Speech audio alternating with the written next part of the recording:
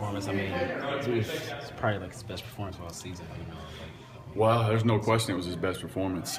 We just like to have him out there every week because he's the best linebacker in the league when he's healthy. So and we expect that from him. He puts the work in. He deserves it. I mean, he's had a tough year with the back, and those things are sneaky. They can get you at any time, and all it takes is sleeping wrong. And for him to come out and do that for us, and hopefully we can get him for the rest of the season. You think that made? Can you talk a little bit about Tommy's offensive success today? Tommy Taggart? Yes. Tommy's a great football player. It's all about the game plan and what teams give you, and sometimes he might not have the numbers that that he possibly could, just based on what teams give us. And tonight they were we run the ball on them before. I think he had 3 or 4 rushing touchdowns the first time we played them there. So that's one thing with the smaller D ends that they have, that we know we can run the football. And he's a solid football player. I've been after him for years, so get him in here, and he's a great guy too. He fits right in with our guys. Can you talk about the way how the offense played tonight? I thought we played okay. It wasn't fantastic. I thought out of the 3 phases that was probably the worst, but worst is still pretty good. We put up 60-something points, and we're always striving for perfection, and we don't want to get stopped any. I think we had 2 to 3 stops tonight, and that's too many. When you go against teams like we did 2 weeks ago that can put up points, you got to be able to match them. What was Ryan McDaniel's explanation on that one touchdown where he slowed up? There's nothing he can give me to give me the right answer there. And he's got to get his butt in the end zone and then celebrate with his team afterwards. And that whole deal, because he didn't get in the end zone, started because of that. So that's the only knock you got on Ryan at times is his emotions get the best of him, and he just thought he had to walk in there, and you can't. You got to be in the end zone. You guys had a couple big plays late in the game negated due to penalties. Do you think that was just the guys losing focus, or? No, I think some of it was the referees not wanting to get out of hand either, to be honest with you. Easily the MAC linebacker holding, that's never called on a fullback. Are you kidding me? That should have been his pick all the way. The late hit, I don't know, I didn't see. I know when teams are getting trounced at times, referees tend to take care of them a little bit better, so I'll have to watch film. How big a difference is Bo make? A team like up front, especially on defense. It's huge. Best game you had all year. I mean, it's huge. I mean, when you got one guy in the middle that's good, you're a good football team. When you got 2, and then you got 2 guys on the edge, there's nowhere to run. So having him healthy and putting instant pressure in the middle, that's the name of this game, is pressure up the middle. So you can do that and flush the quarterback out and make him uncomfortable in there. It's not fun to play quarterback in that. You guys will likely play Cleveland first round, but what y'all see from Cleveland this season? I mean, what do you guys look to? I mean, they're not much different than the team that beat us 3 times last year, to be honest with you. They just don't, they're not protecting as well, so the quarterback has struggled a little bit because of that. We know Steve Tunn. I know Steve Tunn forever, since '95, so I know his offense is always going to be there. He's a good head coach. He'll have them ready to play. He'll have them ready to play this week, and he'll have them ready to play that first playoff game. A couple of your guys were saying that after losing to Jacksonville, they wanted to come out and sort of reestablish themselves.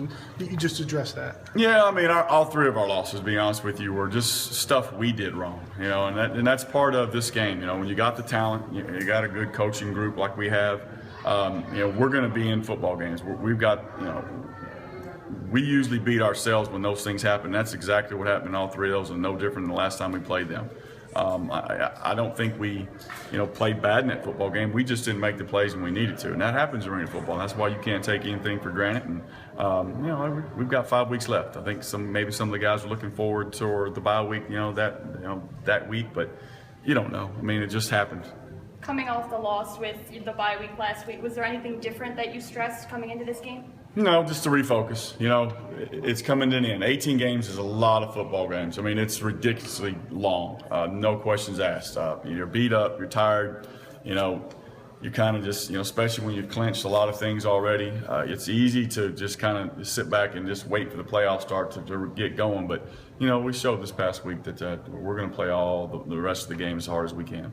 You've got guys like Marco and Tommy that came in. This was their first year with the team. Would you say that Dan's leadership has kind of helped them to really gel with the offense? Oh, sure. You got to have a great leader at the helm, and Dan is. There's no question. You look at the teams that are doing well, that have 15 and 16 and 14 wins.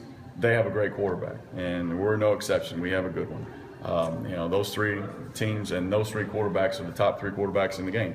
Therefore, you have a good record. So, they've definitely learned from him. He's learned a lot. He's a totally different guy than he has been over the last 5 years I've been with him. So, he's come a long ways, and we're lucky to have those two guys. Tommy and Marco are exceptional football players. They can start for any team, no questions that, and be their stars.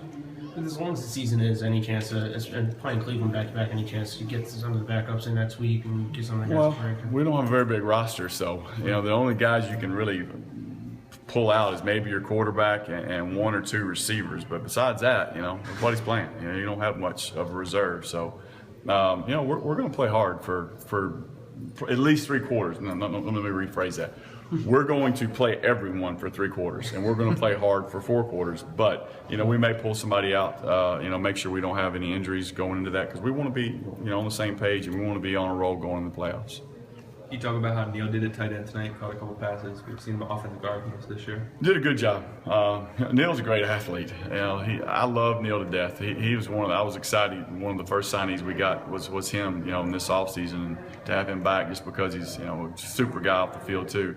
He plays multiple positions, so he's got good hands. It's a different beast in the boundary though. And he had a little bit of a tough week early in practice, and he settled down and did well for us, and so did Gerald. Stepped in. He's a center fullback, and he played guard for us tonight. So credit to Bogle as well. Getting those guys prepped. Is there an injury update on Hollis? He was just a cramp. Running around the field like that. He played hard. You watch him on special teams. That dude plays hard. So it was just a cramp. He'll be fine. Why did Adam Smith sit out tonight? Shoulder. He had a kind of a bum shoulder during the Jacksonville game, and just needed one more rest. If it had been a playoff game, he'd have played.